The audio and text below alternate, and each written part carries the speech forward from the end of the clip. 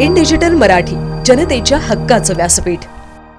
Ulhasnagar camp number 3 येथील Pinto park हॉटेलच्या बाजूला असलेल्या फर्निचर फोम बनवणाऱ्या फॅक्टरीला आज दुपारी अचानक आग लागली.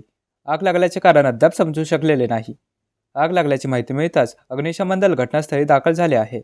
सुदैवाने आगीत कोणतीही जीवितहानी झाली नसून कंपनीचे मात्र मोठ्या प्रमाणात नुकसान झाले आहे.